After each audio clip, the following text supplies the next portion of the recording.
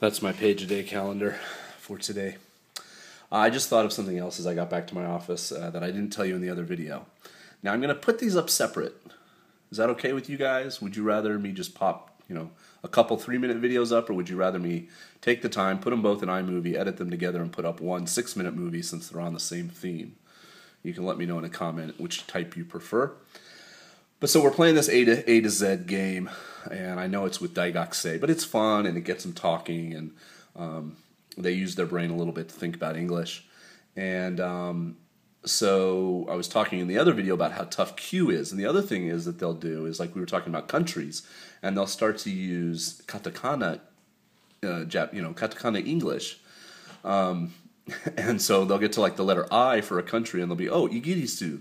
So Igirisu is how you spell England for some reason in Japanese. If you haven't studied Japanese yet, there's a whole phonetic type of alphabet for Japanese called katakana that is really the bane of my existence. Most English teachers in Japan hate it.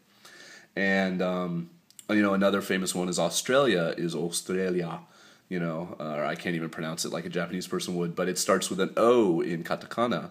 And they don't even call Germany like some kind of mangled Germany. They call it a different word entirely, Deutsch, which, I think Germany is Deutschland, right, if you're German. So, it makes sense, but it starts with a D. And I'm like, no, that doesn't count as a D word.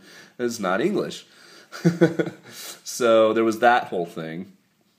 And then we were playing, and I was like, okay, so you've got the katakana, you got to get that out of the way. And then they would just ask me ones randomly, and I would be like, oh, what was that? And I would try to think of one for them.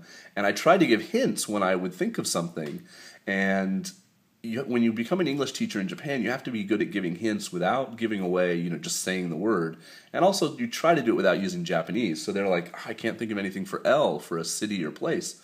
And I'm like, oh, Olympics. And they're like, oh, London. They were like, oh, I can't. Earlier in the day, we were playing a different fill-in-the-blank thing, and they were like, the word was shark. And I was like, oh, in the sea, you're swimming, abonai, oh, so abonai is Japanese. I mix my Japanese and English so much now. And they're like, oh, yeah, same, which, does start with S, but there's like 4 blanks, right? 5 blanks for shark, S-H-A-R-K. And I'm like, no, that's not English, but that's right, that's the right animal, So it's just interesting how you can try to give hints and, without saying exactly what you're trying to say. Like, K was a hard one because K and C, in phonics, they sound a lot alike. So in food, they're like cake, and I'm like, no, that's a C. And then, one kid thought of Kit Kat. I'm like, okay, that's a K. And then another group was trying to think of K, and I was like, oh, Christmas, it's Christmas, and you want chicken, where do you go? Kentucky. So, you have to try to think of interesting ways to give hints and stuff without just giving away the answer to make them think more. All right, so that's it. I'm going home. I'm going to watch some sumo, and I'm going to eat some pizza tonight, I think. And thanks for watching another short video. I hope it was short. And I will see you again probably at the weekend. Peace.